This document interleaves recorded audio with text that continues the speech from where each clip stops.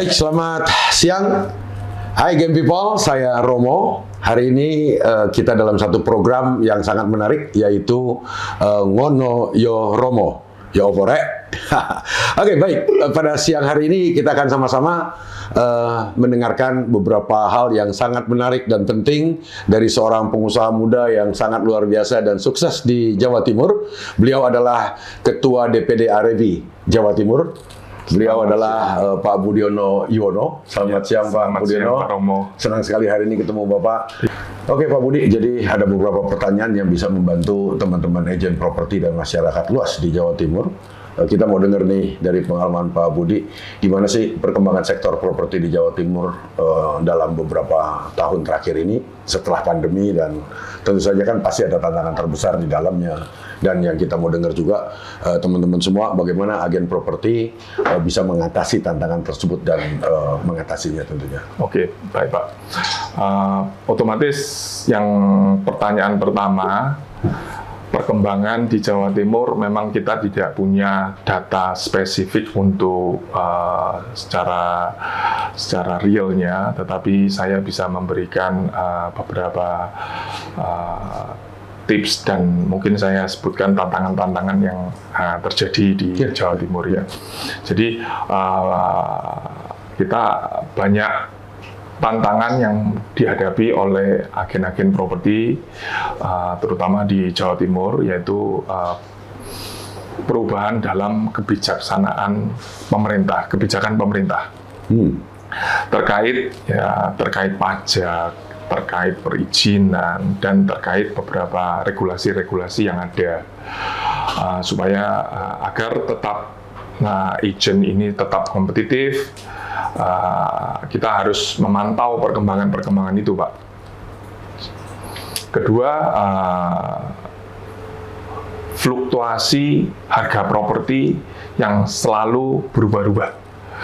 Nah, ini tantangan bagi kami sebagai agen properti, dan berbagai faktor seperti kondisi ekonomi. Itu kita juga sebagai permintaan dan penawaran, itu banyak sekarang perubahan-perubahan yang di-offer dari para buyer maupun yang di-offer juga sebagai terhadap owner. Dan kita tantangan berikutnya adalah persaingan di industri properti ini sangat-sangat ketat. Dan banyak sekali agen-agen properti bermunculan di Jawa Timur, terutama di kota Surabaya, dan memiliki strategi pemasaran yang efektif, dan kita harus membangun reputasi yang baik. Ketiga adalah banyak perubahan tren dari konsumen. Perubahan tren ini dapat kita rasakan di saat kita di lapangan, Pak. Tren konsumen dalam ini berupa tren konsumen dalam hal memilih rumah dan memilih properti yang komersial terutama. Saya rasa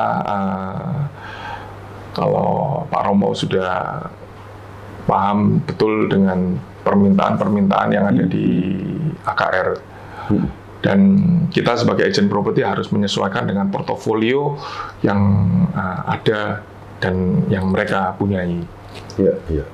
Dan yang terakhir, ada tantangannya adalah kita berlomba dengan teknologi dalam pemasaran digital. Dan internet dan teknologi ini benar-benar mengubah cara orang mencari dan membeli properti, Pak. Luar biasa. Yes. Luar biasa. Untuk berikutnya mungkin cara kita menghadapi tantangan-tantangan itu. Saya beberapa tips, yaitu dari AREBI. Sebenarnya kita memberikan banyak pendidikan dan pelatihan yang kita offer ke anggota, dan kita juga memberikan jaringan network dan kolaborasi yang cukup erat. Kita saling co-brooking dengan anggota-anggota kami, dan kami juga menggandeng beberapa developer terutama dengan AKR, dan juga menggandeng dengan shareholder perbankan. Dan kita juga menggandeng beberapa notaris-notaris yang ada. Jadi kita sebagai REB, kita memberikan fasilitas di ini network itu, Pak. Dan kita juga sebagai anggota, sebagai agent properti, inovasi dalam pemasaran juga harus ditingkatkan dengan cara menggunakan teknologi berupa web maupun virtual tour dan media sosial. Jadi banyak sekarang teman-teman mengulas dan membedah properti dengan cara virtual. Ya. Dan kita juga harus memberikan pelayanan-pelayanan yang unggul kepada customer. Saya rasa mungkin perlu diingat bahwa setiap pasar properti di tempat itu berbeda-beda, dan saya rasa setiap daerah itu harus kita kuasai dengan tren market yang ada di daerah tersebut. Itu, Pak. Luar biasa. Ya, Game People, kita belajar sama-sama tadi. Penting sekali tadi Pak Budi sampaikan bahwa kolaborasi, networking, digital dengan teknologi yang baru, semuanya itu akan membuat kita bisa lebih semangat lagi memasarkan seluruh properti yang ada di Jawa Timur ini, khususnya AKR Land. Dan juga mungkin Pak Budi bisa kasih sedikit ya ke kita, apa sih pandangan REB Jatim ini terhadap regulasi pemerintah dalam sektor properti yang khususnya di Jawa Timur ini? Regulasi pemerintah dalam sektor properti memang memiliki peran sangat penting ya dalam mengatur dan mengedifikasi aktivitas di industri ini. Yaitu tujuan utama regulasi pemerintah itu adalah untuk melindungi kepentingan masyarakat. Melindungi yang pertama ya. Pertama. Dan kedua, menjaga stabilitas pasar. Melindungi, menjaga stabilitas. Ya, ketiga, memastikan bahwa perkembangan sektor properti berjalan dengan lancar dengan tujuan pembangunan yang lebih spesifik. Good. Ya. Jadi kalau kita bicara mengenai perlindungan konsumen, berarti seperti mungkin kita dengan ini sertifikat. Yeah. Oh, sekarang sudah ada kan ya sertifikat yang dikeluarkan ya? Ada, Pak, sertifikat sertifikat setiap unit properti kan butuh sertifikat yang jelas. Yang kedua adalah pajak dan pungutan yang harus diatur oleh regulasi pemerintah. Jadi pajak ini salah satu poin penting dalam jual beli properti, dan proses di saat kita bertransaksi juga ada pungutan-pungutan yang harus kita ketahui sebagai agent properti. Dan regulasi pemerintah itu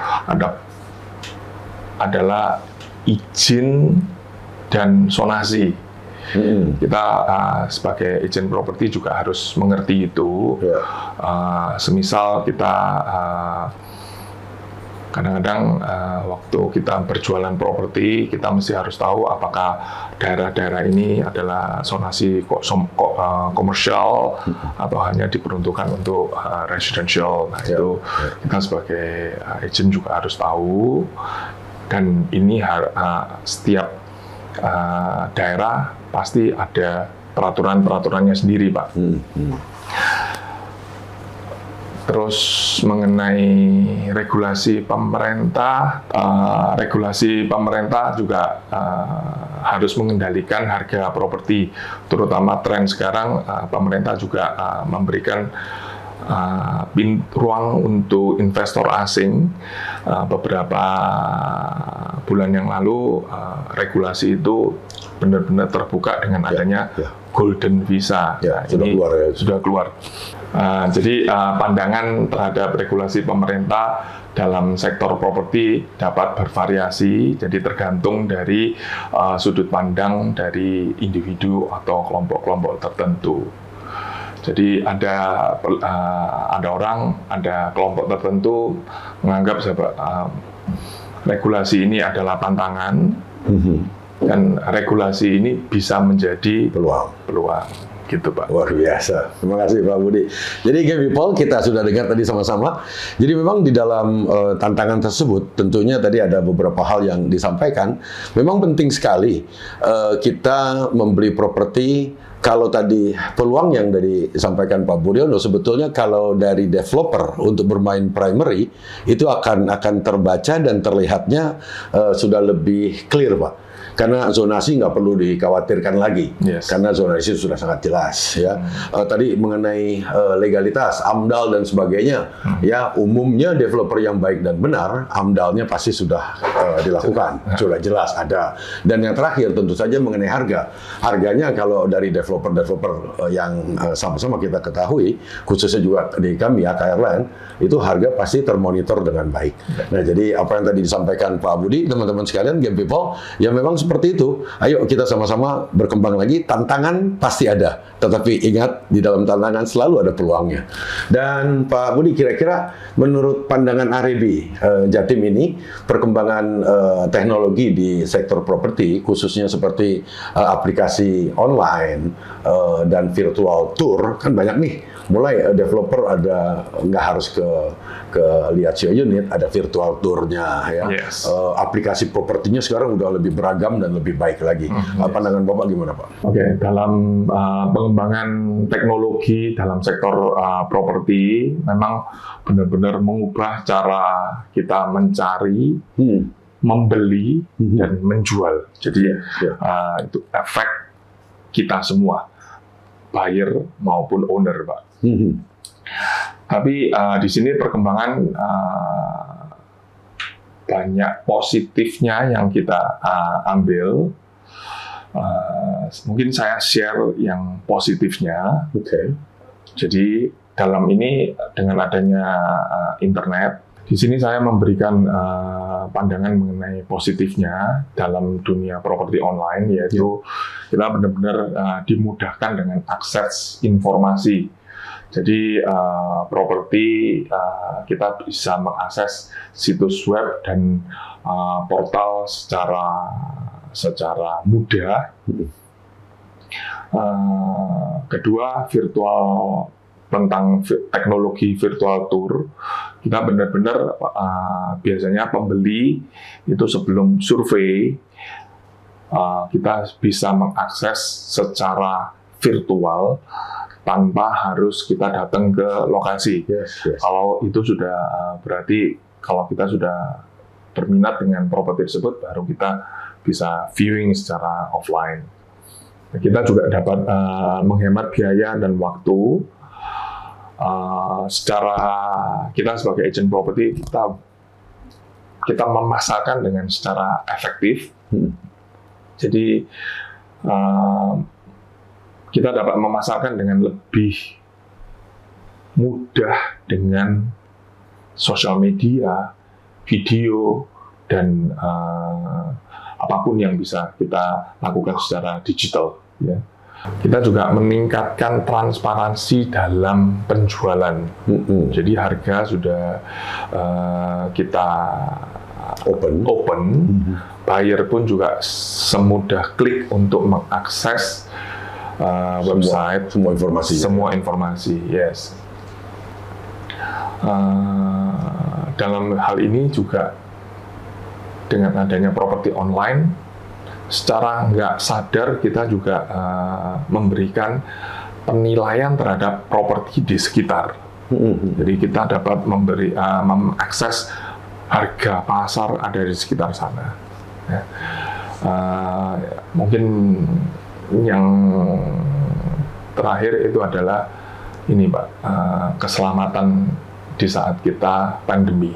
Oke, Ya, nggak harus ketemu langsung. yes. Jadi dengan inovasi virtual tour maupun properti online, kita sebagai agent properti terselamatkan bisnis kami di saat pandemi COVID-19, dan itu justru mempermudah dan meningkatkan omset kami di saat COVID. Maksudnya di saat COVID menyerang Kita semua. iya kita semua. Di saat bisnis orang lain suffer, kita dengan dibantu dengan teknologi, kita masih tetap berjalan dengan Luar biasa. itu Pak. Ya memang begitu ya, kira-kira Game People. Rupanya memang sekali lagi saat COVID kemarin nggak gampang, tapi memang Tuhan itu maha kaya, maha pengasih, memberikan kita satu pandangan, satu pemikiran yang sangat luar biasa. Di dalam kesulitan itu kita malah kemudian mendapatkan hal-hal tertentu ya dengan online dan sebagainya, sehingga kita ingat dulu ya Pak ya, kira-kira 10 tahunan terakhir sebelum ini, pada saat kita mau jualan offline harus sebar flyer, harus ini itu, jangkauannya terbatas. Tapi ternyata memang dengan online jangkauan kita malah bisa lebih luas. lebih besar, dipermudah. Orang nggak harus ke lokasi lebih dulu dengan virtual produk dan sebagainya. Mereka bisa lihat kita punya produk lebih dulu, dan itu sangat membantu tentunya ya. Benar, Pak. Jadi ya memang demikian Game People, itu yang kita lakukan sekarang. Jadi semua cara di dalam, sekali lagi, dalam tantangan ada peluangnya, dan peluang-peluang itulah yang kita manfaatkan. Dan kira-kira Pak Budi, kedepannya nih fokus kerja atau program kerja RIB Jatim ke depan ini di periode mendatang gimana nih Pak? Jadi program kerja dan fokus RIB kami adalah melayani anggota. Kedua, kita juga mempererat jaringan dan kolaborasi terhadap anggota. Kita juga memberikan regulasi-regulasi terbaru terhadap bisnis agen properti khususnya, dan kita juga akan berinovasi tentang pendidikan dan pelatihan-pelatihan yang ada. Jadi kita akan berkolaborasi dengan DPP juga, dan kita juga akan menawarkan properti yang kerjasama dengan RIB. Menarik. Ya memang demikian sih Game People.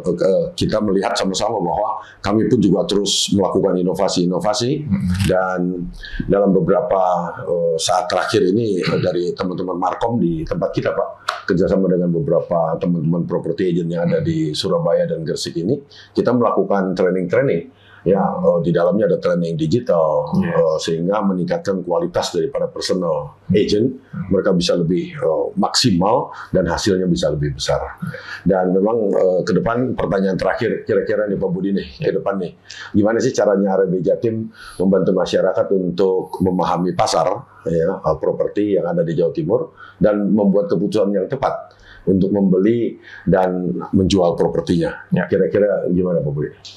Kami dari RIB pernah mengadakan seminar dan pelatihan open for public, open untuk masyarakat. Jadi di sini kan banyak masyarakat pun juga kurang paham bagaimana cara maupun market yang ada di Jawa Timur.